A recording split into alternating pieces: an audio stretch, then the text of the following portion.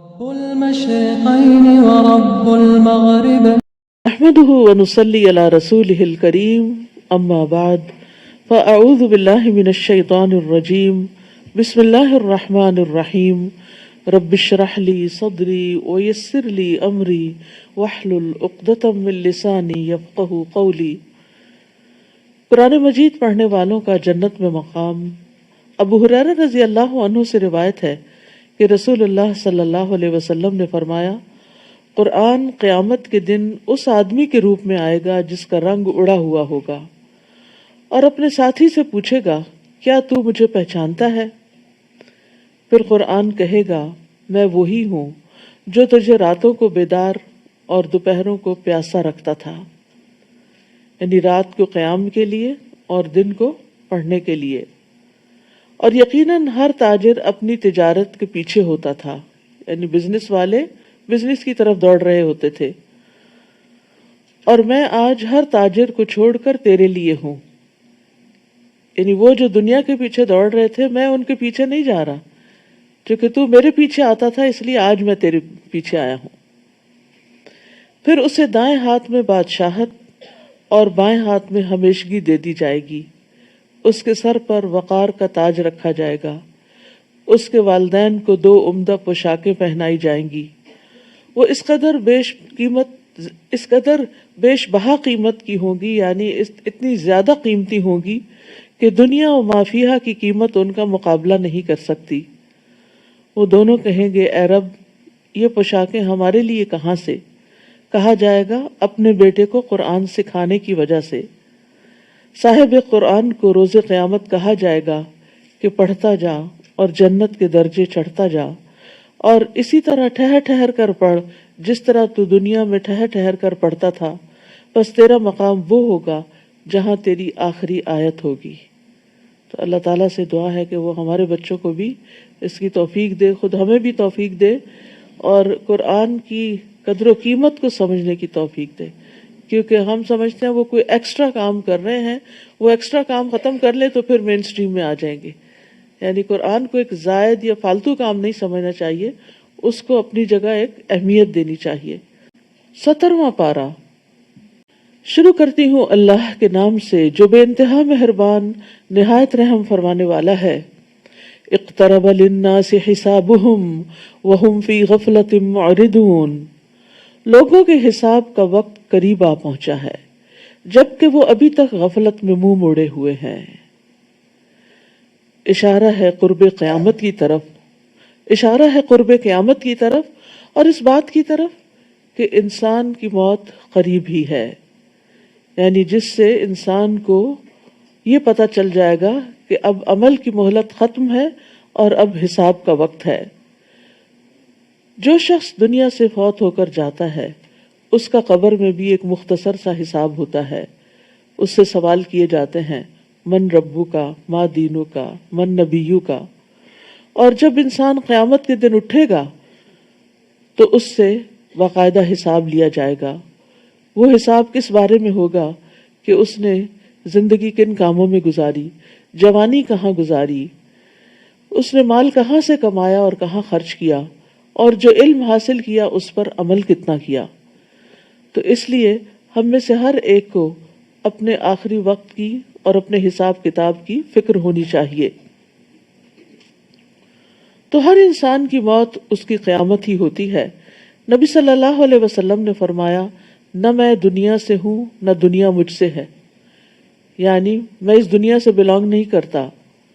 یہ تو وقتی طور پر جیسے ایک ٹرانزٹ میں آئے ہیں، رکے ہیں اور پھر آگے جانا ہے۔ بے شک مجھے اور قیامت کو اس طرح بھیجا گیا ہے کہ ہم ایک دوسرے سے آگے بڑھنے کی کوشش میں ہیں۔ رسول اللہ صلی اللہ علیہ وسلم کے ساتھی سہل بن سعد سے روایت ہے، وہ کہتے ہیں کہ رسول اللہ صلی اللہ علیہ وسلم نے مجھ سے فرمایا، مجھے اور قیامت کو اس انگلی اور اس انگلی کی طرح بھیجا گیا ہے، یعنی آپ نے شہادت کی انگلی اور اس کے ساتھ والی انگلیاں دونوں کو اکٹھا کر دیا، یعنی آپ کے بعد اب اور کوئی نبی نہیں آئے گا، بلکہ اب ہم قیامت کی طرف ہی جا رہے ہیں۔ اور ایک حقیقت ہے کہ دنیا کی ایگزسٹنس میں جتنا وقت گزر چکا ہے اس کے مقابلے میں اب آئندہ بہت تھوڑا باقی رہ گیا ہے اور قیامت قریب ہی ہے۔ ابی ابن کعب سے مروی ہے، وہ فرماتے ہیں، جب رات کا तिहाई हिस्सा गुजर जाता तो रसूल अल्लाह सल्लल्लाहु अलैहि वसल्लम उठ खड़े होते और फरमाते, ए लोगो, अल्लाह को याद करो, अल्लाह को याद करो। आ गई कांपने वाली, उसके बाद जलजले का एक और झटका आ पड़ेगा, आ गई मौत अपनी सख्तियों के साथ। तो यहाँ पर हम देखते हैं कि नबी सल्लल्लाहु अलैहि वसल्लम लोगों को, जो रात का आखिरी हिस्सा बहुत मीठी नींद आने का वक्त होता है ना, तो उस वक्त खबरदार कर रहे हैं कि आ गई कांपने वाली, यानी क़यामत जलजले के साथ आएगी, और आ गई मौत अपनी सख्तियों के साथ, यानी बड़ी क़यामत तो बाद में आएगी, लेकिन छोटी क़यामत जो मौत है वो भी बहुत करीब है, और मौत की अपनी सख्तियां हैं। नबी सल्लल्लाहु अलैहि वसल्लम ने ये भी फरमाया कि जन्नत तुमसे तुम्हारे जूते के तस्मे से भी ज्यादा करीब है, और इसी तरह आग भी। तो इंसान जन्नत के लिए कोशां रहे। मा यअतीहिम मिन ज़िक्रिम मिन रब्बिहिम मुहदसिन इल्ला इस्तमऊहु व हुम यलअबून। जब भी उनके पास उनके रब की तरफ से कोई नई नसीहत आती है, यानी नई आयात उतरती हैं, तो वो उसे सुन लेते हैं मगर खेल में पड़े रहते हैं, यानी उसमें कोई गौर व फिक्र नहीं करते और उसके मुताबिक अमल नहीं करते, आखिरत की कोई तैयारी नहीं करते, कोई नसीहत हासिल नहीं करते। लाहियतन कुलूबुहुम व असर्रुन नजवल्लज़ीना ज़लमू। इनके दिल तो और बातों में मुनहमिक हैं, यानी आखिरत की फिक्र करने की बजाय ये दुनिया के बारे में फिक्रमंद हैं। और ये जालिम खुफिया मशवरे करते हैं कि क्या ये तुम्हारे जैसा बशर ही नहीं, यानी ये भी तो एक इंसान ही है, फिर तुम देखते भालते इसके जादू में क्यों फंसते हो। यानी नबी सल्लल्लाहु अलैहि वसल्लम के बारे में शुकूक व शुबहात लोगों के दिलों में डालते थे और नॉन सीरियस रवैया इख्तियार करते थे, और आपस में एक दूसरे से मशवरे करके वो प्रोपेगेंडा फिर आम करते। रसूल ने कहा कि आसमान और जमीन में जो भी बात हो रही हो, मेरा रब उसे खूब जानता है, क्योंकि वो सब कुछ सुनने और जानने वाला है। यानी इस किस्म की कॉन्स्पिरेसीज और इस किस्म की विस्परिंग और ऐसी बातें आप तक भी पहुंचती, लेकिन तसल्ली किस बात से होती कि मेरा रब सुन रहा है इन बातों को, वो जानता है, वो खुद इनसे निपट लेगा। तो बहुत दफा ऐसा होता है कि दाई दीन, यानी दीन की तरफ बुलाने वाला, जब लोगों को अल्लाह की तरफ बुलाता है, आखिरत की याद दिलाता है, तो लोग ये देखने की बजाय कि ये कह क्या रहा है, वो ये देखने लगते हैं ये खुद कौन है, ये क्या करता है। और कोई भी इंसान इंसानों के मेयार पे पूरा नहीं उतर सकता। आप जो चाहे कर लें, थोड़ी सी तारीफ करेंगे और बहुत सारी तनकीद करेंगे।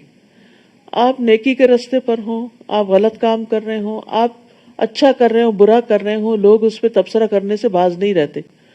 तो इसी तरह पैगम्बर अलैहिस्सलाम के ऊपर भी वो तरह तरह के इल्जामात लगाते थे, हर रोज एक नया इल्जाम लेकर आते। तो उस पर आपका तर्ज अमल क्या होता कि मेरे रब को सब पता है, मैं कौन हूँ, मेरी हकीकत क्या है, मैं जो पेश कर रहा हूँ वो क्या चीज है, और जो इसका नतीजा है वो क्या है, और इन सब बातों को रब जानता है, इसलिए फिक्र की बात नहीं। बल्कि वो तो ये कहते हैं कि ये कुरान की आयत प्रागंदा ख्वाब हैं, ये रात को कोई ख्वाब देखते हैं और सुबह उठ के हमें सुनाने लगते हैं आयतों की शक्ल में, नऊजुबिल्लाह। बल्कि ये इसकी अपनी खुद साख्ता चीज है, इसको अल्लाह का कलाम नहीं मानते, नबी सल्लल्लाहु अलैहि वसल्लम की घड़ी हुई बात समझते, बल्कि ये शायर है। वरना इसे हमारे पास कोई ऐसा मोजज़ा लाना चाहिए जैसा कि पहले रसूल मोजज़ात देकर भेजे गए थे। हालांकि जिस बस्ती को भी हमने इनसे पहले हलाक किया वो ईमान नहीं लाई थी, तो गोया अब ये ईमान लाएंगे, यानी पहलों को भी मोजज़े दिखाए गए, नहीं माने तो ये भी मानने वाले नहीं।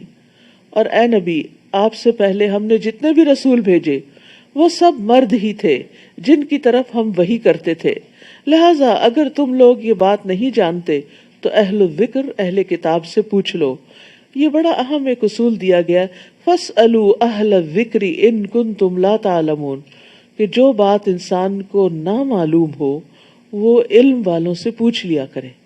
यानी पूछने में, जानने में उसको कोई हया नहीं होनी चाहिए, कोई झिझक नहीं होनी चाहिए। खैर की बात का इंसान को हरीस होना चाहिए, और जिस चीज में भी शुबा हो, शक हो, अमल के एतबार से कोई कंफ्यूजन हो किसी चीज के करने के एतबार से, तो इंसान को तकब्बुर नहीं करना चाहिए, हया नहीं करनी चाहिए, और جس کو صحیح بات معلوم ہو اس سے وہ بات معلوم کر لینی چاہیے. فاسألوا اہل الذکر ان کنتم لا تعلمون. اور یہاں پر رسول اللہ صلی اللہ علیہ وسلم کی رسالت کے بارے میں کہا گیا ہے کہ اگر تمہیں آپ کی رسالت کے بارے میں کوئی شک ہے تو رسول کی نشانیاں کیا ہوتی ہیں یہ جاننے والوں سے پوچھ لو تاکہ تمہارا یہ شک دور ہو جائے. ہم نے ان رسولوں کے جسم ایسے نہیں بنائے تھے جو کھانا نہ کھاتے ہوں اور وہ ہمیشہ رہنے والے بھی نہ تھے. پھر ہم نے ان رسولوں سے جو وعدہ کیا تھا اسے پورا کر دیا. ہم نے انہیں بھی بچا لیا اور جس کو ہم نے چاہا اسے بھی، اور حد سے آگے بڑھنے والوں کو ہلاک کر دیا. لوگوں، بلا شبہ یقیناً ہم نے تمہاری طرف ایسی کتاب نازل کی ہے جس میں تمہارا ہی ذکر ہے، کیا تم سمجھتے نہیں؟ یعنی یہ قرآن جو ہے یہ تمہاری ہی بات کرتا ہے، اس میں تمہارے متعلق گفتگو ہے، اس میں تمہارے اچھے اور برے اخلاق کا ذکر ہے، اس میں تمہارے اچھے اعمال کا ذکر ہے. اگر تم اس کو مضبوطی سے تھام لوگے اور جو کچھ اس میں ہے اس پر پوری طرح عمل پیرا ہو جاؤ گے تو اس میں تمہارا ہی شرف اور عزت ہے. ذکرکم کا مطلب شرف اور عزت. ایک معنی یہ بھی کیا گیا ہے کہ اس میں تمہارے ان دینی معاملات کا ذکر ہے جن کی تمہیں ضرورت ہوتی ہے، اور اس میں ایسی چیزیں ہیں جن پر عمل کرنے میں تمہاری زندگی ہے اور تمہاری کامیابی ہے. تو اللہ کی کتاب بعض لوگوں کے لیے عزت اور بلندی کا سبب بنتی ہے اور بعض لوگوں کے لیے ذلت کا سبب. عامر بن واصلہ سے روایت ہے کہ نافع بن عبد الحارث عمر رضی اللہ عنہ سے عصفان کے مقام پر ملے اور عمر رضی اللہ عنہ نے انہیں مکہ کا عامل مقرر کیا ہوا تھا. تو حضرت عمر نے پوچھا کہ تم یہاں جو آئے ہو تو مکہ والوں پر کس کو عامل یا گورنر بنا کر آئے ہو؟ تو نافع نے کہا ابن ابزہ کو. انہوں نے کہا کہ ابن ابزہ کون ہے؟ کہنے لگے ہمارے آزاد کردہ غلاموں میں سے ایک غلام ہے، یعنی غلام ہے اور اب اتنے بڑے مرتبے تک پہنچ گیا. عمر نے کہا تم نے ایک آزاد کردہ غلام کو اپنا جانشین بنا ڈالا؟ انہوں نے کہا وہ اللہ عز و جل کی کتاب کو پڑھنے والا اور فرائض کا عالم ہے. عمر رضی اللہ عنہ نے کہا واقعی تمہارے نبی نے سچ فرمایا، بے شک اللہ اسی کتاب کے ذریعے بہت سے لوگوں کو اونچا کرتا ہے اور بہتوں کو اس کے ذریعے نیچے گراتا ہے. یعنی اگر کوئی خالص نیت کے ساتھ اس کتاب کو پڑھتا ہے تو اللہ تعالیٰ اس کتاب کی وجہ سے لوگوں کے دلوں میں اس کی محبت ڈال دیتا ہے، اس کو بلند مقام عطا کرتا ہے اور اس کی دنیا بھی آسان ہو جاتی ہے اور آخرت بھی. اور جب کوئی شخص اس کو دنیاوی مقاصد کے لیے پڑھتا ہے یا پھر خراب نیت کے ساتھ پڑھتا ہے تو اپنی دنیا اور آخرت دونوں کا نقصان کرتا ہے. وَكَمْ قَصَمْنَا مِنْ قَرْيَةٍ كَانَتْ ظَالِمَةً وَأَنشَأْنَا بَعْدَهَا قَوْمًا آخَرِينَ. کتنی ہی ایسی بستیاں ہیں جن کے رہنے والے ظالم تھے تو انہیں ہم نے پیس کے رکھ دیا اور ان کے بعد دوسرے لوگ پیدا کر دیے. اب پچھلی بستیوں کے انجام سے خبردار کیا جا رہا ہے. یاد رکھیے کہ یہ سورت الانبیاء ہے اور اس میں انبیاء کا ذکر کثرت کے ساتھ ہے، یعنی سورت کے اندر جو کانٹینٹ ہے وہ انبیاء سے متعلق ہے. اور یہاں بھی جو بات کی جا رہی ہے وہ انبیاء کے جن بستیوں کی طرف بھیجے گئے تھے انبیاء، ان کے ساتھ کیا بیتی اس کا ذکر کیا جا رہا ہے. فَلَمَّا أَحَسُّوا بَأْسَنَا إِذَا هُمْ مِنْهَا يَرْكُضُونَ. پھر جب ان کو ہمارا عذاب محسوس ہوا تو لگے وہاں سے بھاگنے. ہم نے کہا بھاگو نہیں بلکہ اپنے مکانوں اور اس عیش و عشرت کے سامان کی طرف لوٹ آؤ جس سے تم مزے اڑا رہے تھے، شاید کہ تم سے حقیقت حال کے متعلق سوال کیا جائے. قالوا یا ویلنا انا کننا ظالمین. وہ کہنے لگے ہائے افسوس ہم ہی خطا کار تھے کہ دنیا کے پیچھے بھاگتے رہے. وہ یہی پکارتے رہے یہاں تک کہ ہم نے انہیں کٹی ہوئی کھیتی کی طرح بنا دیا اور وہ بجھ کر وہیں ڈھیر ہو گئے. جیسے کوڑے کا ڈھیر ہوتا ہے ایسے ہی مرنے کے بعد ان کے جسموں کا ڈھیر تھا اور ان کے اندر کوئی رمق باقی نہیں رہی، کوئی شان و شوکت اور وہ کوئی دنیا کی لذت جسے وہ حاصل کرتے تھے وہ انہیں باقی نہ رہی. ان کے لیے سب کچھ ختم ہو کے رہ گیا. اور یہ لفظ جو ہے نا بہت میننگ فل ہے، جعلناہم حصیدا خامدین. ہم نے ان کو بجھے ہوئے ڈھیر کی طرح کر دیا، یعنی جیسے آگ جلانے کے بعد راکھ کا ایک ڈھیر ہو جاتا ہے، بس اس طرح وہ ڈھیر بن کے رہ گئے. جس کے اندر کوئی زندگی کی حرارت اور کوئی رمق نہ تھی، اور ہم نے آسمان، زمین اور جو کچھ ان کے درمیان ہے انہیں محض کھیل کے طور پر پیدا نہیں کیا کہ انسان ان چیزوں کو دیکھ کر انجوائے کرے، ان کو کام میں لائے اور پھر رب کو راضی نہ کرے۔ اگر ہمارا مقصود کھیل ہی ہوتا تو اگر ہم چاہتے تو اپنے ہاں ہی ایسا کر سکتے تھے، بلکہ ہم باطل پر حق کی ضرب لگاتے ہیں تو حق باطل کا بھیجا نکال دیتا ہے اور باطل شکست کھا کر بھاگ اٹھتا ہے، اور تمہارے لیے ہلاکت ہے ان باتوں کی وجہ سے جو تم بیان کرتے ہو۔ آسمانوں اور زمین میں جو کچھ ہے سب اسی کا ہے، اور جو مخلوق یعنی فرشتے اس کے حضور میں ہیں یعنی آسمانوں میں ہیں، وہ اس کی بندگی سے اکڑتے نہیں، تکبر نہیں کرتے، اور نہ ہی وہ اکتاتے ہیں، یعنی عبادت کر کر کے تھکتے نہیں۔ آج کل تھوڑی سی ایکسٹرا عبادت ہو رہی ہے تو ہم سب اپنا اپنا جائزہ لے سکتے ہیں کہ ذرا سی اگر رکعت لمبی ہونے لگے، ذرا سا قیام کا وقت لمبا ہونے لگے، ذرا سا قرآن کا وقت زیادہ ہونے لگے، اپنا جو ذاتی مطالعہ بھی کرتے ہیں تو ہم یون کرنے لگتے ہیں، تھک جاتے ہیں، ہلنے جلنے شروع ہو جاتے ہیں۔ لیکن فرشتے ایسے نہیں کرتے، وہ مستقل طور پر عبادت کرتے ہیں، دم لیتے ہی نہیں۔ رسول اللہ صلی اللہ علیہ وسلم نے صحابہ سے پوچھا، جو کچھ میں سن رہا ہوں تم سب بھی وہ سن رہے ہو؟ انہوں نے کہا ہم تو کوئی چیز نہیں سن رہے۔ آپ نے فرمایا بے شک میں تو آسمان کے چرچرانے کی آواز سن رہا ہوں۔ یہ اس طرح ہوتا ہے جیسے چارپائی پر اگر زیادہ لوگ بیٹھ جائیں نا تو اس کی چولیں ہلنے لگتی ہیں۔ تو آسمان کتنا بڑا ہے، اور آسمان چرچرا رہا ہے بوجھ سے، اور اسے چرچرانے پر ملامت بھی نہیں کیا جا سکتا، کیونکہ وہاں تو ایک بالشت کے برابر بھی جگہ ایسی نہیں جہاں کوئی فرشتہ سجدہ یا قیام نہ کر رہا ہو۔ سبحان اللہ۔ پھر اللہ کو ہماری عبادتوں کی کیا ضرورت ہے؟ اور وہ تو جب اللہ کی عبادت کرتے ہیں تو پوری طرح یکسو ہو کے کرتے ہیں۔ ہم بعض اوقات کھڑے تو اللہ کے حضور ہوتے ہیں اور سوچ دنیا کے بارے میں رہے ہوتے ہیں۔ ہماری کیا عبادت ہے؟ پھر بھی اللہ تعالیٰ نے فرشتوں سے انسان کو سجدہ کروایا کہ یہ اپنے شوق سے عبادت کرے گا۔ تو اللہ تعالیٰ ہمیں عبادت کی توفیق دے اور اس سے محبت عطا کرے، اور ہم اس کو اتنا معمولی نہ سمجھیں کہ ٹھیک ہے جو بھی ہو گیا سو ہو گیا، جیسی بھی ہو گئی، جتنی بھی ہو گئی خیر ہے۔ نہیں، اس میں آگے ایک دوسرے سے آگے بڑھنے کی کوشش کریں۔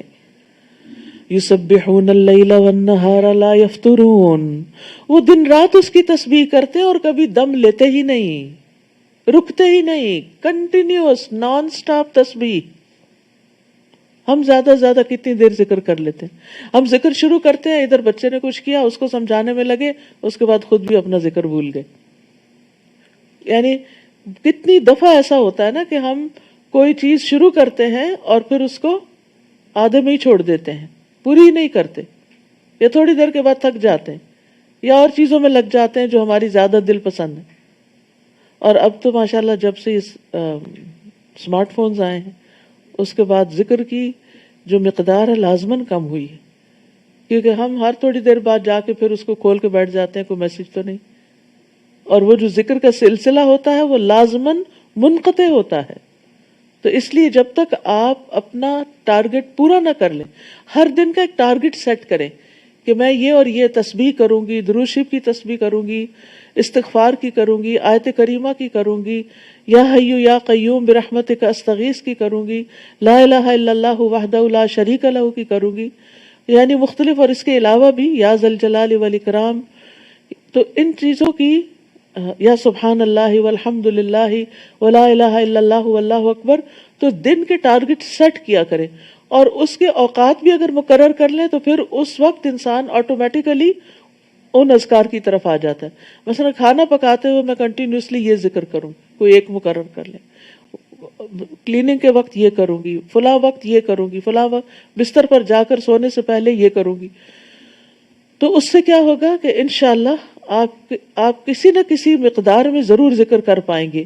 لیکن اگر آپ نے ٹارگٹ نہیں سیٹ کیا نا، کوئی گول نہیں اپنا مقرر کیا، تو پھر کیا ہوگا؟ پھر یہی لڑکھڑاتے رہ گئے، کبھی کیا کبھی نہ کیا، کبھی تھوڑا کیا کبھی زیادہ کیا۔ اور پھر جب یہ پورے کر لیں اپنے ٹارگٹس، یعنی جیسے ڈرائیونگ کرتے ہوئے ایک ٹارگٹ آپ نے رکھا ہوا تو وہ پورے کر لیں، تو پھر اس کے بعد اپنے فونز اٹھائیں، ہر وقت کوئی ایمرجنسی نہیں ہوتی کہ ہمیں ہر وقت ہی میسج چیک کرنا ہے. اب تو ادب آداب بھی بھول گئے ہیں. کسی کی مجلس میں بیٹھے ہوئے ہوں، کوئی بچوں کے ساتھ بیٹھے ہوئے ہوں، شوہر کے ساتھ بیٹھے ہوئے ہوں، دھیان ادھر ہی ہے. مطلب حیرت کی بات ہے کہ جو سامنے والا ہے اس کی کوئی امپورٹنس نہیں، صرف وہی بہت امپورٹنٹ ہے جو نظروں سے غائب ہے، اور وہ جب نظروں میں آئیں گے تو وہ بھی بھول جائیں گے. تو اس لیے فون کے بھی اوقات مقرر کریں. اگر نماز کے اوقات مقرر ہیں نا تو اس کے بھی اوقات مقرر کر لیں، اور ذکر کے بھی اوقات مقرر کریں تاکہ آپ اس زندگی سے کچھ فائدہ اٹھا لیں. کل حسرتیں نہ ہو کہ ہم نے اتنا سا وقت اس پہ لگا دیا. تو کے لیے تو ہم اسکرین ٹائم فکس کرتے ہیں تو اپنے آپ کو اس سے آزاد محسوس کرتے ہیں. کیا انہوں نے زمین میں ایسے الہ بنا رکھے ہیں جو انہیں عذاب الہی سے مر جانے کے بعد زندہ اٹھا کھڑا کریں گے؟ اگر زمین و آسمان میں اللہ کے سوا کوئی اور بھی الہ ہوتے تو زمین و آسمان کا نظام درہم برہم ہو جاتا. لہٰذا جو کچھ یہ لوگ بیان کرتے ہیں ان سے اللہ پاک ہے جو عرش کا مالک ہے. فسبحان اللہ رب العرش عما یصفون لا یسأل عما یفعل وهم یسألون. وہ جو کچھ کرتا ہے اس سے کوئی باز پرس نہیں کر سکتا، البتہ ان سے ضرور باز پرس ہوگی. یعنی اللہ تعالیٰ اپنی مخلوق کے بارے میں جو فیصلہ کرتا ہے مخلوق اس سے پوچھ نہیں سکتی کہ یا رب تو نے ہماری یہ تقدیر کیوں مقرر کی، اور اللہ اس مخلوق سے ان کے عمل کے بارے میں ضرور پوچھے گا کیونکہ ساری مخلوق اللہ کی ملکیت ہے، اللہ کی غلام ہے. کیا انہوں نے اللہ کے علاوہ دوسرے الہ بنا رکھے ہیں؟ آپ ان سے کہیے اس پر اپنی کوئی دلیل تو لاؤ. یہ ذکر یعنی قرآن ان لوگوں کے لیے نصیحت ہے جو میرے ساتھ ہیں، یعنی نبی صلی اللہ علیہ وسلم کے، اور یہ ذکر تورات اور انجیل وغیرہ ان لوگوں کے لیے بھی جو مجھ سے پہلے تھے. یعنی اللہ نے پہلے لوگوں کے لیے بھی ذکر بھیجا اور محمد صلی اللہ علیہ وسلم کی امت کے لیے بھی، مگر ان میں سے اکثر لوگ حق بات کو نہیں جانتے، لہٰذا وہ اس سے منہ پھیر لیتے ہیں. اور آپ سے پہلے ہم نے جو بھی رسول بھیجا اس کی طرف یہی وحی کرتے رہے کہ میرے سوا کوئی الہ نہیں، لہٰذا صرف میری ہی عبادت کرو. مشرکین کہتے ہیں کہ رحمان کی اولاد ہے. اللہ ایسی باتوں سے پاک ہے، بلکہ وہ تو اس کے معزز بندے ہیں، غلام ہیں. یعنی ساری مخلوق اللہ کی تابعدار ہے، وہ اس کے حضور بڑھ کر نہیں بولتے، بس اسی کے حکم پر عمل کرتے ہیں. اللہ ان بندوں کے سامنے کے ظاہری احوال کو بھی جانتا ہے. اللہ ان بندوں کے سامنے کے ظاہری احوال کو بھی جانتا ہے اور پوشیدہ احوال کو بھی، اور وہ صرف اسی کے حق میں سفارش کر سکیں گے جس کے لیے اللہ راضی ہو، اور وہ ہمیشہ اس کے خوف سے ڈرتے رہتے ہیں. اور ان میں سے جو شخص یہ کہے کہ اللہ کے علاوہ بھی الہ ہوں اسے ہم جہنم کی سزا دیں گے، اور ہم ظالموں کو ایسی ہی سزا دیتے ہیں. استغفر اللہ. اولم یر الذین کفروا ان السماوات والارض کانتا رتقا ففتقناهما وجعلنا من الماء كل شیء حی افلا یؤمنون. کیا ان کافروں نے اس بات پر غور نہیں کیا؟ کیا انہوں نے دیکھا نہیں؟ اولم یرا، انہوں نے اب دیکھ نہیں لیا کیا کہ آسمان اور زمین آپس میں گڈمٹ تھے، ایک تھے. ففتقناهما، پھر ہم نے ان کو الگ الگ کیا. اور اب سائنس کا بھی نظریہ کیا ہے؟ بگ بینگ کے ذریعے وہ بڑا گولا جو ہے وہ مختلف حصوں میں پھٹ گیا. پھر ہم نے انہیں الگ الگ کیا اور ہر جاندار چیز کو پانی سے زندگی بخشی. یہ دو باتیں ایسی ہیں کہ جو نبی صلی اللہ علیہ وسلم کے زمانے میں ڈسکور نہیں ہوئی تھی لیکن وحی کے ذریعے آپ کو بتائی گئی. پھر بھی یہ لوگ اللہ تعالیٰ کی خلاقی پر ایمان نہیں لاتے. اور جہاں تک ہر جاندار چیز کو پانی سے پیدا کیا گیا، اس کے بارے میں ایک حدیث میں آتا ہے، ابو ہریرہ کہتے ہیں کہ ایک مرتبہ وہ نبی صلی اللہ علیہ وسلم کے پاس آئے اور کہا، یا رسول اللہ صلی اللہ علیہ وسلم، جب میں آپ کو دیکھتا ہوں تو میرا دل ٹھنڈا ہو جاتا ہے اور آنکھوں کو قرار آ جاتا ہے، بس آپ مجھے ہر چیز کی اصل بتائیے. تو آپ نے فرمایا، ہر چیز پانی سے پیدا کی گئی ہے. ہر چیز ابتدا میں پانی تھی اور پھر اس کے مختلف ٹھوس مائع گیس جو ہیں اس میں وہ تقسیم ہو گئی. اور ہم نے زمین میں پہاڑ بنائے تاکہ وہ انہیں لے کر ہچکولے نہ کھائے. یعنی زمین کو سٹیبل کرنے کے لیے پہاڑوں کا وزن رکھ دیا گیا.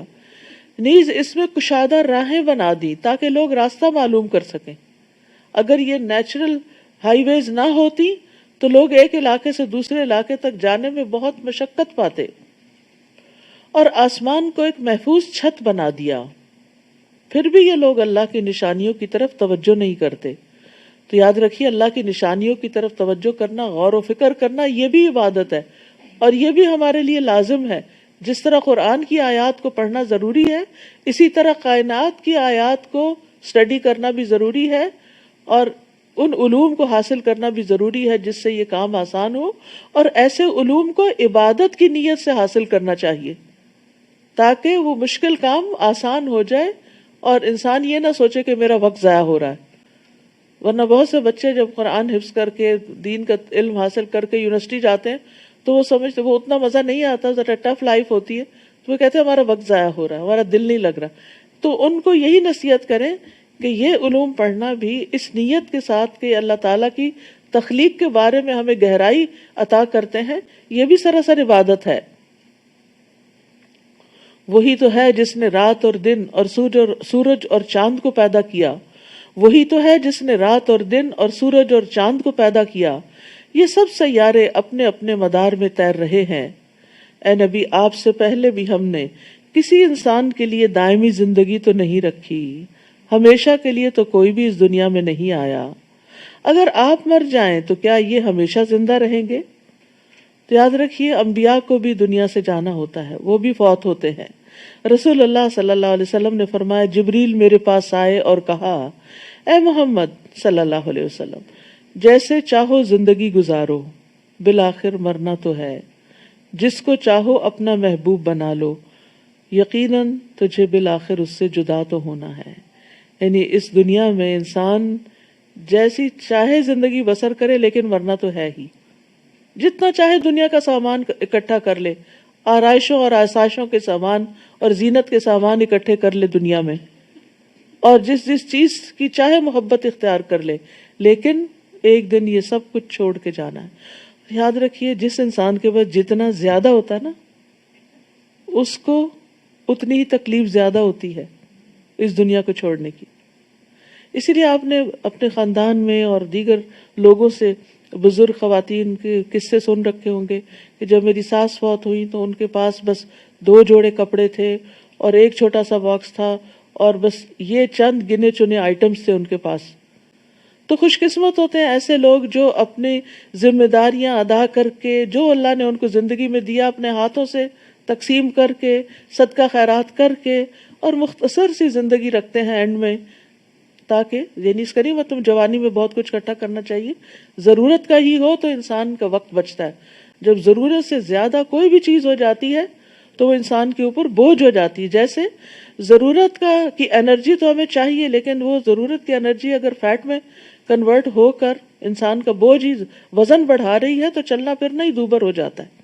تو اسی طرح زیادہ مال و متاع جو ہے وہ انسان کے لیے وبال جان بن جاتا ہے، اور جتنا کم ہوتا ہے، جتنا مختصر ہوتا ہے، اس کا حساب بھی آسان، اور اس کے ساتھ دنیا سے انسان آسانی سے رخصت ہوتا ہے کہ اس کو ریگریٹس نہیں ہوتی اور اس کو ان چیزوں کی یادیں نہیں ستاتی، ہاں یہ چیز بھی ہے اور وہ چیز بھی ہے.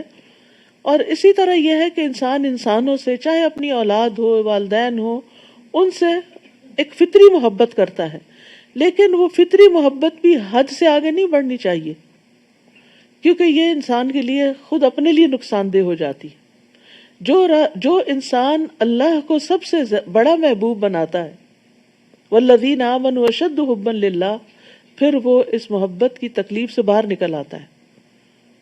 وہ اولاد سے محبت رکھتا ہے، ان کی خیرخواہی کرتا ہے، ان کے ساتھ ایک جذباتی لگاؤ رکھتا ہے، لیکن اتنا نہیں کہ جو ان کی جدائی انسان کو انتہائی غمگین کر دے. تو دنیا سے جاتے ہوئے مرتے وقت دل ہلکا ہونا چاہیے. دنیا چھوڑنے کا بہت بڑا صدمہ نہیں ہونا چاہیے، یہ حسرتیں نہیں ہونی چاہیے کہ اف میری فلاں چیز کا کیا بنے گا اور فلاں بچے کا کیا ہوگا. اللہ ہے نا، ان سب چیزوں کو اللہ کے سپرد کر دینا چاہیے. اس کا یہ مطلب نہیں ہے سارے خیالات آپ کو مرتے وقت اچانک ہی کہیں سے الہام ہو جائیں گے. یہ ابھی سے آپ کو عملی طور پہ کرنا ہوگا، یہ چیزیں اپنی سوچ کا حصہ بنانی ہوگی. اور ان چیزوں میں، اور کس طرح انسان پریکٹیکلی ان چیزوں سے پھر تھوڑا ڈسٹنس ہوتا ہے، جب انسان اپنی عبادت پہ فوکس کرتا ہے اور اس وقت ان چیزوں سے ڈیٹیچ ہوتا ہے. جب انسان انسانوں کی بھلائی کے لیے کام کرتا ہے تو اس وقت ان چیزوں سے کچھ ڈیٹیچ ہوتا ہے. لیکن اگر انسان اللہ کے دین کے لیے وقت نہیں نکالتا، عبادت کے لیے وقت نہیں نکالتا اور صرف انہی چیزوں میں کھویا رہتا ہے تو پھر یہ چیزیں وبال جان بن جاتی، یہ انسان کے لیے بہت بڑا صدمہ بن جاتی. جیسے پہلے میں نے عرض کیا تھا کہ موت کے وقت انسان کے دل کی جو کیفیت ہوگی وہ موت کے بعد بھی پھر برقرار رہے گی. تو اس لیے بڑا ضروری ہے کہ نفس مطمئنہ حاصل ہو، اور نفس مطمئنہ زیادہ مال و دولت اور اولاد سے حاصل نہیں ہوتا، وہ نیک کام کر کے ہوتا ہے، اور خصوصاً مال اور اولاد کو بھی نیکی کے رستے پر لگانے سے حاصل ہوتا ہے. تو اس چیز کے لیے انسان کو محنت اور کوشش کرنی چاہیے تاکہ دنیا سے واپسی آسان ہو جائے. کل نفس ذائقۃ الموت وَنَبْلُوكُمْ بِالشَّرِّ وَالْخَيْرِ فِتْنَةً وَإِلَيْنَا تُرْجَعُونَ. ہر جاندار کو موت کا مزہ چکھنا ہے اور ہم تو تمہیں اچھے اور برے حالات دونوں طرح سے آزماتے ہیں اور بالآخر تمہیں ہماری طرف لوٹنا ہے. یعنی انسان کے اوپر فقر اور دولت، صحت اور بیماری اور اسی طرح دنیا کی دیگر چیزوں کا اپ اینڈ ڈاؤن ہونا، یہ دراصل کیا ہے؟ ایک آزمائش ہے. کیا آزمائش ہے؟ کہ تکلیف کرنے پر انسان صبر کرتا ہے یا نہیں، اور خیر و بھلائی ملنے پر شکر ادا کرتا ہے یا نہیں. تو ابن زید کہتے ہیں کہ ہم ان کی آزمائش ایسی چیزوں کے ساتھ بھی کرتے ہیں جنہیں وہ پسند کرتے ہیں، اور ایسی چیزوں کے ساتھ بھی کرتے ہیں جنہیں وہ پسند نہیں کرتے، تاکہ ہم دیکھیں کہ جو کام انہیں پسند ہیں ان میں وہ شکر کتنا ادا کرتے ہیں، ان میں وہ اللہ سے کتنے راضی ہیں، وہ اللہ کے لیے وقت کتنا نکالتے ہیں. یعنی جو چیزیں انہیں پسند ہے، جیسے پیچھے مال اور اولاد وغیرہ کی بات ہو رہی تھی، تو اگر ان سے محبت ہے تو پھر ان کو پا کر شکر کتنا ادا کرتے ہیں. اور وہ شکر، یاد ہے آپ کو، شکر صرف زبان سے نہیں ہوتا، دل سے بھی ہوتا ہے اور عمل سے ہوتا ہے. اور وہ عملی شکر کیا ہے؟ کس مال اور اولاد سے اپنی آخرت یا ان کی آخرت بنانے کی، یعنی اولاد کی آخرت بنانے کی کتنی فکر کرتے ہیں، اور جو کام انہیں ناپسند ہیں ان پہ وہ صبر کیسے کرتے ہیں. یہ ہے انسان کا امتحان. اور جب کافر آپ کو دیکھتے ہیں تو بس مذاق ہی اڑاتے ہیں، کہتے ہیں کیا یہی وہ شخص ہے جو تمہارے معبودوں کا ذکر کیا کرتا ہے، جبکہ وہ خود رحمان کے ذکر کے منکر ہیں. کیونکہ نبی صلی اللہ علیہ وسلم نے تمام معبودوں، بتوں کی عبادت کی نفی کی تھی، تو یہ بات مشرکین مکہ پہ بڑی بھاری تھی کہ جن کو ہم اپنی جان سے عزیز رکھتے ہیں آپ نے ان کو کوئی مقام ہی نہیں دیا. تو اس پر فرمایا کہ اصل مقام کس کا تھا، اصل قدر کس کی جانی چاہیے تھی؟ اللہ رب العزت کی. انہوں نے اللہ کی قدر گھٹا دی، اس کی انہیں فکر نہیں، اور جو معبودوں کی نفی کی گئی ہے تو اس پر یہ بہت پریشان ہے. خلق الانسان من عجل سأریکم آیاتی فلا تستعجلون.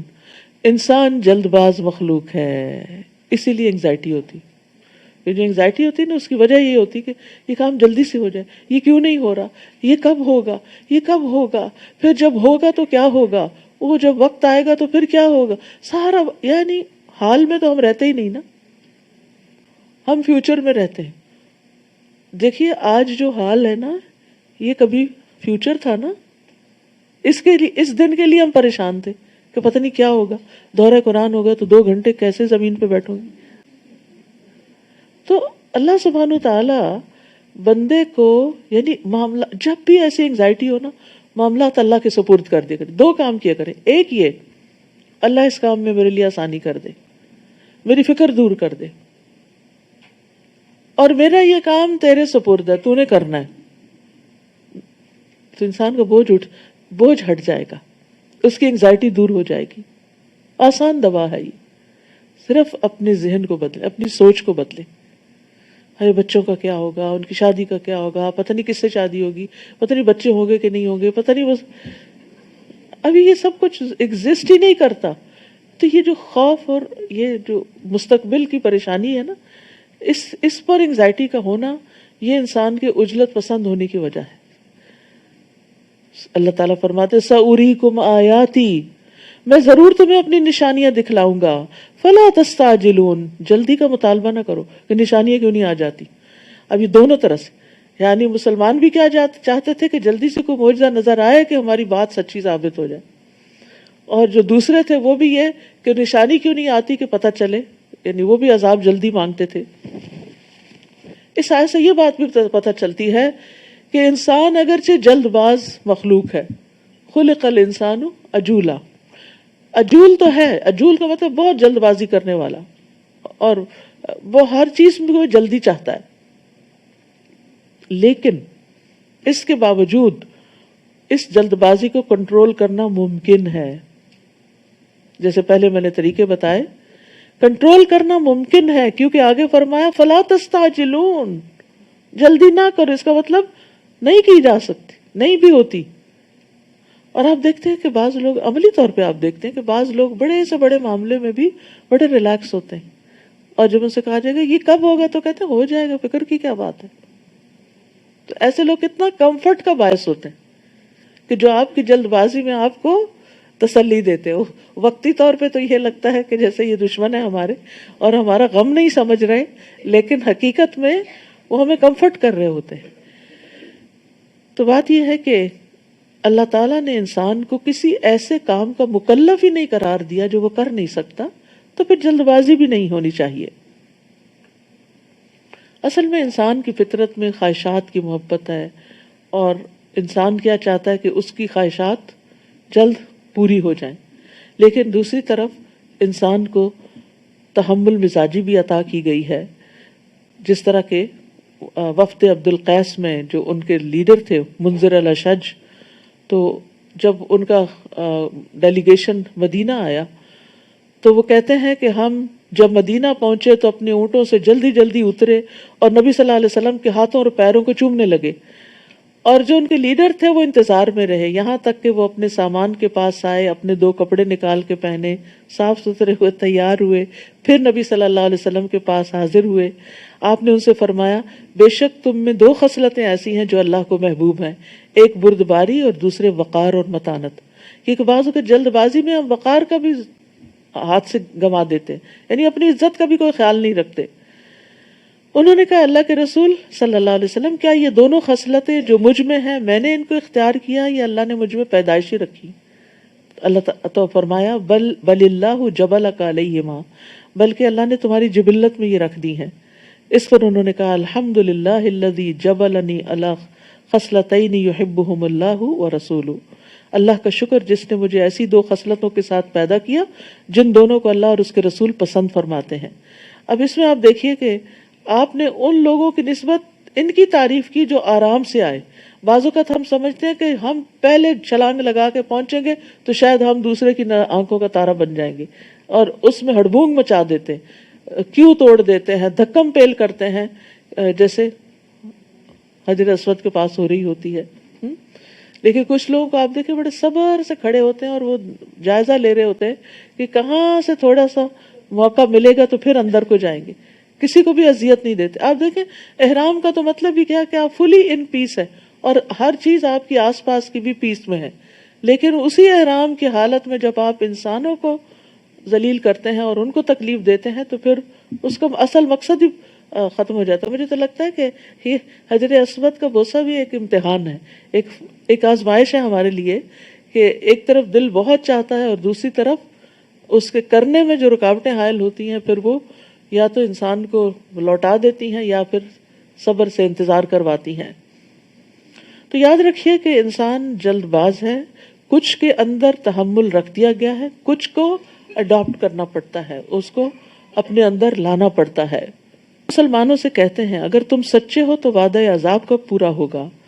کاش یہ کافر لوگ اس وقت کا علم رکھتے جب وہ آگ سے نہ تو اپنے چہروں کو بچا سکیں گے اور نہ اپنی پشتوں کو، اور نہ ہی انہیں کہیں سے مدد مل سکے گی۔ اب دیکھیں کہ جیسے توے کے اوپر پراٹھا ہوتا ہے نا، تو جب آپ ہاتھ سے اٹھاتے ہیں، چمٹے سے نہیں اٹھائیں، تو تھوڑی دیر بھی لمحوں کا جو انٹریکشن ہوتا ہے نا وہ کتنا تکلیف دہ ہوتا ہے۔ لمحوں کا اس وقت سوچا کریں کیا مجھ میں اتنی سخت ہے کہ میں اس آگ پر کھڑی ہو جاؤں، اس توے پہ اپنے پاؤں رکھ دوں، استغفر اللہ، سوچ بھی نہیں سکتے، سوچ بھی نہیں سکتے. تو پھر میں کیوں نہ ان کاموں کو چھوڑ دوں جن پر میرا رب ناراض ہے، جو اس کو پسند نہیں. کا علم رکھتے جب وہ آگ سے نہ تو اپنے چہروں کو بچا سکیں گے اور نہ اپنی پشتوں کو، اور نہ ہی انہیں کہیں سے مدد مل سکے گی، بلکہ وہ عذاب یکدم ان پر آ پہنچے گا جو ان کے احسان خطا کر دے گا. یہ حیران پریشان رہ جائیں گے تو نہ یہ اسے دفع کر سکیں گے اور نہ ہی انہیں کچھ مہلت ملے گی. اے نبی، آپ سے پہلے رسولوں کا بھی مذاق اڑایا جا چکا ہے، آپ سے پہلے رسولوں کا بھی مذاق اڑایا جا چکا ہے، مگر ان کا مذاق اڑانے والے اسی چیز میں خود گر گئے جس کا وہ مذاق اڑاتے تھے. آپ ان سے پوچھئے کون ہے جو رات اور دن میں رحمان کے عذاب سے تمہاری حفاظت کرتا ہے، بلکہ یہ لوگ تو اپنے رب کے ذکر تک سے منہ موڑے ہوئے ہیں. یہاں رات کا ذکر پہلے کیا گیا کیونکہ دن کے آغاز میں پہلے، یعنی تخلیق میں پہلے رات ہی اور پھر اس سے دن نکلا ہے. اور یہاں خاص طور پر اس لیے کہ رات خوف اور ڈر کا وقت ہوتا ہے، اور اندھیرے میں انسان بعض اوقات تکلیف اٹھا جاتے ہیں. کیا ان کے کچھ ایسے الہ ہیں جو ہمارے مقابلے میں ان کو بچا سکیں؟ تو وہ خود بھی اپنی مدد نہیں کر سکتے اور نہ انہیں ہماری تائید حاصل ہے. بلکہ اصل بات یہ ہے کہ ہم نے انہیں اور ان کے آباء و اجداد کو طویل مدت تک سامان زیست سے فائدہ پہنچایا. کیا یہ دیکھتے نہیں کہ ہم ان کی زمین کو مختلف سمتوں سے گھٹاتے چلے آ رہے ہیں؟ پھر کیا یہی غالب رہیں گے؟ بات یہ ہے کہ خوشحالی کا لمبا عرصہ، سکون اور اطمینان کا، بعض اوقات انسان کو دھوکے میں ڈال دیتا ہے. انسان سمجھتا ہے سب اچھا ہی ہے، کوئی تکلیف نہیں آئی، لمبی عمر ہے، صحت والی عمر ہے، تو انسان اس دھوکے میں پڑ جاتا ہے کہ یہ کبھی نعمت زائل نہیں ہوگی، اور وہ اللہ کی اطاعت کی طرف رغبت نہیں کرتا. اتنے میں یکا یک کوئی بیماری آ جاتی. تو دو طریقے ہوتے ہیں، دو طرح کے لوگ ہوتے ہیں. ایک تو یہ کہ وہ انتہائی مایوس ہو جاتے ہیں، انتہائی اکھڑ. پچھلے دنوں کسی نے ذکر کیا کہ میرے ہسبینڈ جو ہے ہماری 40 یا 50 سال کی رفاقت ہے اور انتہائی بہترین شوہر ثابت ہوئے، اور انہوں نے کبھی بھی کوئی غلط کام نہیں کیا بظاہر، لیکن اچانک ان کا کینسر ڈائگنوز ہوا اور بالکل الٹ گئے. یعنی اس قدر اریٹیٹڈ، ایجیٹیٹڈ، اور کسی چیز پہ راضی نہیں، اور ایکسیپٹ ہی نہیں کر رہے کہ میرے ساتھ یہ ہو کیوں گیا. تو وہ سارا کچھ بدل کے رہ گیا. تو بعض اوقات ایسا ہوتا ہے کہ خوشحالی یا آرام اور صحت کی حالت میں انسان اچھا ہوتا ہے، لیکن جو ہی تکلیف آتی ہے تو اس سے صبر کا دامن چھوٹ جاتا ہے. تو انسان ہمیشہ یاد رکھے ہر نعمت کو اور ہر سہولت کو یہ سمجھ کے کہ یہ شاید آخری دن ہو، شاید آخری وقت ہو، اس کو اللہ کی اطاعت میں صرف کرے. آپ ان سے کہیے میں تو وحی کے ذریعے ہی تمہیں ڈراتا ہوں، مگر جنہیں ڈرایا جائے وہ بہرے ہوں تو وہ پکار کو نہیں سنتے، اور اگر انہیں تیرے رب کے عذاب کی ایک لپٹ بھی چھو جائے تو وہ فوراً بول اٹھیں افسوس، یقیناً ہم ہی ظالم تھے. اور ہم روز قیامت انصاف کے ترازو رکھیں گے اور کسی کی کچھ بھی حق تلفی نہ ہوگی، اور اگر کسی کا رائی کے دانے برابر بھی عمل ہوگا تو وہ بھی سامنے لائیں گے، اور حساب کرنے کو ہم کافی ہیں. تو یاد رکھیے جن نیکیوں کو ہم معمولی سمجھتے ہیں، بہت آسان سمجھتے ہیں، ان کا بھی وزن ہوگا. رسول اللہ صلی اللہ علیہ وسلم نے فرمایا 5 چیزیں کیا ہی خوب ہیں اور میزان عمل میں کتنی بھاری ہیں، لا الہ الا اللہ، اللہ اکبر، سبحان اللہ، الحمدللہ، اور وہ نیک اولاد جو فوت ہو جائے اور اس کے ماں باپ اس پر اجر کی نیت سے صبر کریں. یعنی بعض اوقات انسان اپنی اولاد کی بڑی اچھی تربیت کرتا ہے، بڑا قابل بناتا ہے اس کو، لیکن انسان جو بڑھاپے میں پہنچتا ہے بچہ فوت ہو جاتا ہے، جوانی میں فوت ہو جاتا ہے. تو انسان کہتا ہے میرے جانے کے دن تھے، بچہ چلا گیا، میرے لیے کون دعائیں کرے گا اور میرے لیے کون صدقہ جاریہ ہوگا. تو یہاں یہ بتایا گیا کہ اگر اولاد پہلے بھی چلی جاتی ہے اور آپ اس پر صبر کرتے ہیں تو یہ بھی بہت بڑے اجر کا باعث ہے. اللہ تعالیٰ کسی بھی حال میں انسان کو محروم نہیں رکھتا. پھر اسی طرح یہ ہے کہ ہر چیز میزان میں تولی جائے گی. نبی صلی اللہ علیہ وسلم نے فرمایا جس شخص نے اللہ پر ایمان کے ساتھ اور اس کے وعدہ ثواب کو جانتے ہوئے اللہ کے راستے میں گھوڑا وقف کیا تو اس گھوڑے کا جی بھر کے کھانا پینا، اس کا پیشاب، اس کی لید، سب قیامت کے دن اس کی ترازو میں ہوگا. یعنی آپ اللہ کے راہ میں اگر کوئی چیز دیتے ہیں تو اس چیز کا بھی وزن ہوگا. یعنی گھوڑا جو کچھ کھاتا ہے وہ کھانے کا بھی وزن ہے، جو نکالتا ہے اس کا بھی وزن ہے، اور خود اس گھوڑے کا بھی وزن ہے. اور وہ جو کچھ کرے گا یعنی اللہ کے راستے میں جیسے جیسے اس کو استعمال کیا جائے گا وہ اس کے لیے اجر و ثواب ہی کا باعث ہوگا. اس لیے آپ دیکھیے کہ صدقہ جاریہ کے کاموں میں لگانا بہت بڑی نیکی کا کام ہے. کہ آپ کسی یا تو گھوڑا تیار کرنے کی بات ہے نا، آپ کسی انسان کو تیار کرتے ہیں، آپ اس کو پڑھاتے ہیں، لکھاتے ہیں، اس کو یعنی فی سبیل اللہ اپنی اولاد کو لگاتے ہیں کہ ان سے کسی قسم کی دنیا کا فائدہ نہیں اٹھاتے بلکہ ان کو دین کے لیے وقف کرتے ہیں. تو جو آپ نے ان پہ مال لگایا، جو انہوں نے عمل کیے اور جو ان کے آگے صدقہ جاریہ بنا، وہ سارا آپ کے میزان میں آئے گا. آپ مثلاً یہی ایک بلڈنگ ہے، ایک مثال کے طور پر جس میں آپ بیٹھے ہیں، یہ پنکھا جو چل رہے ہیں، یہ جو لائٹس استعمال ہو رہی ہیں، یہ جن لوگوں کا بھی اس میں حصہ جائے گا وہ ان کے لیے صدقہ جاریہ بنے گا. یہ ساری چیزیں بھی بیچ میں تولی جائیں گی، یعنی میزان میں اعمال بھی تولے جائیں گے اور اعمال جو ہیں وہ مختلف شکلوں کی صورت میں آئیں گے اور خود انسان بھی تولے جائیں گے. اور اسی لیے ایک حدیث میں آتا ہے کہ کافر جو دنیا میں بہت موٹا تازہ ہوگا، قیامت کے دن میزان میں مچھر کے پر برابر بھی اس کا وزن نہیں ہوگا. لیکن ایک حضرت عبداللہ بن مسعود جن کی پنڈلیاں بہت پتلی تھی کہ تیز ہوا بھی چلتی تو ذرا ہلنے لگتے تھے، تو لوگ ان کے اوپر حیران ہوتے تھے. تو آپ فرماتے ہیں یہ پنڈلیاں میزان میں احد پہاڑ سے بھی زیادہ وزنی ہیں، احد پہاڑ سے بھی زیادہ وزنی ہے. تو انسان جو کچھ بھی اللہ کے راستے میں وقف کرتا ہے، ایک ٹیبل ہی، ایک چیئر ہی، ایک کوئی بھی چیز جو دیتا ہے، تو یہ سارا کچھ انسان کے لیے ایک جاری صدقہ بن جاتا ہے. اور وہ اس کے ساتھ اس کے میزان میں یہ چیزیں، ان سے جتنی جتنی خیر نکلی وہ سب تولی جاتی ہیں. پھر اسی طرح شہادتین کا بھی وزن ہے، یعنی اشہد ان لا الہ الا اللہ و اشہد ان محمد الرسول اللہ جب آپ کہتے ہیں تو یہ بھی میزان میں رکھے جائیں گے اور میزان کا پلڑا جھک جائے گا. ان کلمات کی بھی اتنی زیادہ قیمت ہے. پھر فرمایا وَلَقَدْ آتَيْنَا مُوسَى وَهَارُونَ الْفُرْقَانَ وَضِيَاءً وَذِكْرًا لِلْمُتَّقِينَ، اور بلا شبہ ہم نے موسیٰ اور ہارون کو جو کتاب دی تھی یعنی تورات، وہ حق و باطل میں فرق کرنے والی تھی اور ایسے پرہیزگاروں کے لیے روشنی اور نصیحت تھی جو اپنے رب سے بن دیکھے ڈرتے ہیں اور وہ روز قیامت سے ڈرتے رہتے ہیں. اور یہ قرآن بھی ایسی ہی بابرکت نصیحت ہے. وَهَذَا ذِكْرٌ مُبَارَک، یہ ذکر جو اس وقت آپ سن رہے ہیں یہ برکت والا ہے. برکت کا مطلب ہوتا ہے کسی چیز میں اضافہ ہونا اور اس کا قائم رہ جانا، یعنی نمو بھی اور ثبات بھی. تو قرآن کے ذریعے جو علم حاصل کرتے ہیں ہم، اس پر جب ہم عمل کرتے ہیں تو کیا ہوتا ہے، نیکیاں ملٹی پلائی ہوتی ہیں، زیادہ سے زیادہ بڑھتی چلی جاتی. جیسے ابھی میں نے صدقہ جاریہ کی بات کی، ایک ریمائنڈر ہو گیا نا، ہم سب کو صدقہ جاریہ پتا ہوتا ہے، لیکن جب حدیث کے ساتھ ملا کے ہم نے بات سنی تو ہمیں بات زیادہ سمجھ آئی کہ کیا کچھ نہیں تولا جائے گا اور کتنا بڑھ جائے گا وہ.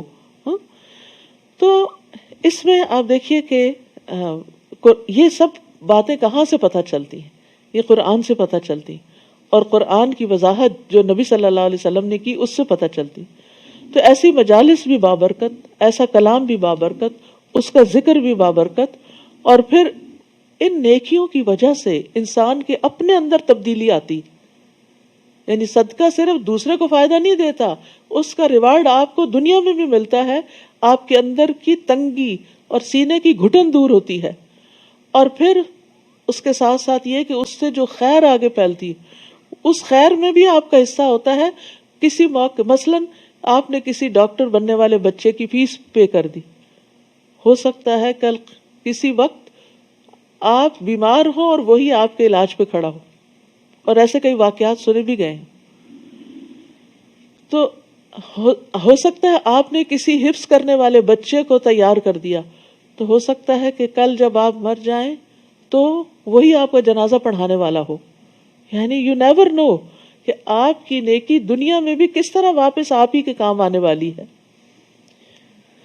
وَلَقَدْ آتَيْنَا إِبْرَاهِيمَ رُشْدَهُ مِن قَبْلُ وَكُنَّا بِهِ عَالِمِينَ، اور اس سے پہلے بھی اور اس سے بھی پہلے ہم نے ابراہیم کو ہوش مندی بخشی تھی، سمجھ بوجھ دی تھی، اور ہم اس کے حال سے خوب واقف تھے جب اس نے اپنے باپ اور اپنی قوم سے کہا تھا کہ یہ مورتیاں کیا ہیں جن کے آگے تم بندگی کے لیے بیٹھے رہتے ہو۔ وہ کہنے لگے ہم نے اپنے آباء و اجداد کو ان کی عبادت کرتے ہی پایا ہے۔ آپ دیکھ رہے ہیں ہمیشہ جہاں بتوں کی عبادت کی دلیل پوچھی جاتی ہے تو ایک ہی ہوتی ہے ہر قوم میں، وہ کیا ہے؟ ہمیں نہیں پتا، ہمارے باپ دادا یہ کرتے تھے، ہم ان کی عزت کرتے ہیں اس لیے ان کی ٹریڈیشن کو لے کے چل رہے ہیں، حالانکہ یہ تو کوئی دلیل نہیں۔ حضرت ابراہیم نے کہا پھر تو تم بھی اور تمہارے آباء و اجداد بھی کھلی گمراہی میں پڑے ہوئے ہو۔ وہ کہنے لگے کیا تو ہمارے پاس کوئی سچی بات لایا ہے یا ویسے ہی دل لگی کر رہا ہے؟ اس نے جواب دیا دل لگی نہیں بلکہ سچی بات یہی ہے کہ تمہارا رب وہی ہے جو آسمانوں اور زمین کا مالک ہے، جس نے انہیں پیدا کیا، اور میں اس بات پر گواہی دیتا ہوں، اور اللہ کی قسم میں تمہارے چلے جانے کے بعد تمہارے بتوں سے ضرور دو دو ہاتھ کروں گا۔ چنانچہ بڑے بت کو چھوڑ کر باقی سب بتوں کو ابراہیم نے ٹکڑے ٹکڑے کر دیا تاکہ وہ اس بڑے بت کی طرف رجوع کریں۔ وہ کہنے لگے ہمارے معبودوں کا یہ حال کس نے کر دیا؟ بلا شبہ وہ بڑا ظالم ہے۔ بعض لوگ کہنے لگے ہم نے ایک نوجوان کو ان بتوں کا ذکر کرتے سنا تھا جس کا نام ابراہیم ہے۔ وہ کہنے لگے پھر اسے لوگوں کے سامنے لاؤ تاکہ وہ دیکھ لیں کہ ہم اس سے کیا کرتے ہیں۔ جب ابراہیم آ گئے تو انہوں نے پوچھا ابراہیم ہمارے معبودوں سے یہ کارستانی تم نے کی ہے؟ ابراہیم نے جواب دیا نہیں بلکہ ان پر بڑے بت نے ہی کچھ کیا ہوگا، یعنی ان کے بڑے بت نے ہی کچھ کیا ہوگا، یعنی تاکہ وہ سوچے، لہٰذا ان ٹوٹے ہوئے بتوں سے ہی پوچھ لو اگر بولتے ہوں۔ پھر انہوں نے اپنے دل میں سوچا تو کہنے لگے ظالم تو تم خود ہو، غلطی تو ہماری ہی ہے، یہ بت تو کچھ نہیں سنتے کرتے بولتے۔ پھر لاجواب ہو کر شرم کے مارے سر نگوں ہو گئے، یعنی تھوڑی دیر کے لیے روشنی ہوئی، اور کہنے لگے یہ تو تمہیں معلوم ہی ہے کہ یہ بت بولتے نہیں۔ اپنی عاجزی کا بھی اعتراف کیا، اپنی غلطی کا ایک طرح سے۔ اس پر ابراہیم نے کہا پھر کیا تم ایسی چیزوں کی عبادت کرتے ہو جو نہ تمہیں کچھ فائدہ دے سکیں اور نہ نقصان پہنچا سکیں؟ اُفٍّ لَكُمْ وَلِمَا تَعْبُدُونَ مِن دُونِ اللَّهِ أَفَلَا تَعْقِلُونَ، تف ہے تم پر اور ان پر بھی جنہیں تم اللہ کے سوا پوچھتے ہو، کیا تم ذرا بھی نہیں سوچتے؟ وہ بولے اگر تمہیں کچھ کرنا ہے تو ابراہیم کو جلا ڈالو اور اس طرح اپنے معبودوں کی امداد کرو۔ انہوں نے تو اتنی بڑی چال چلی، قُلْنَا يَا نَارُ كُونِي بَرْدًا وَسَلَامًا عَلَىٰ إِبْرَاهِيمَ، ہم نے آگ کو حکم دیا اے آگ تو ابراہیم پر ٹھنڈی اور سلامتی والی بن جا۔ سبحان اللہ، کس طرح لوگ چالیں چلتے ہیں اور کس طرح اللہ سبحانہ تعالیٰ ان کی چالوں کا توڑ کرتے ہیں، کیونکہ آگ بھی تو اللہ کے کنٹرول میں ہے نا، اگر وہ جلاتی ہے تو اللہ کے اذن سے جلاتی ہے، اور اگر وہ ٹھنڈی ہوتی ہے تو بھی اللہ کا حکم ہو تو ٹھنڈی ہو جاتی۔ اور یہاں پر بردن بھی کہا اور سلامن بھی کہا۔ روایت میں آتا ہے کہ اگر اللہ سبحانہ تعالی سلامن نہ کہتے تو آگ کی ٹھنڈک ابراہیم علیہ السلام کی تپش سے بھی زیادہ سخت ہوتی، فریز ہو جاتی، اور اگر اللہ ابراہیم نہ کہتے تو قیامت تک کے لیے آگ ٹھنڈی ہو جاتی۔ تو اس لیے یہ بہت میننگ فل جملہ ہے۔ اور ابراہیم علیہ السلام کی آگ تو سارے جانوروں نے بھی بجھانے کی کوشش کی تھی سوائے چھپکلی کے۔ وہ تو چاہتے تھے کہ ابراہیم کو دکھ پہنچائیں مگر ہم نے انہیں ہی نقصان میں ڈال دیا۔ سبحان اللہ، کس طرح وہ اپنا سا منہ لے کے رہ گئے ہوں گے، ایک دوسرے سے نظریں بھی کیسے ملاتے ہوں گے، اتنا بڑا معجزہ ان کے سامنے ہو گیا، لیکن نہ ماننے والے پھر بھی نہ مانے۔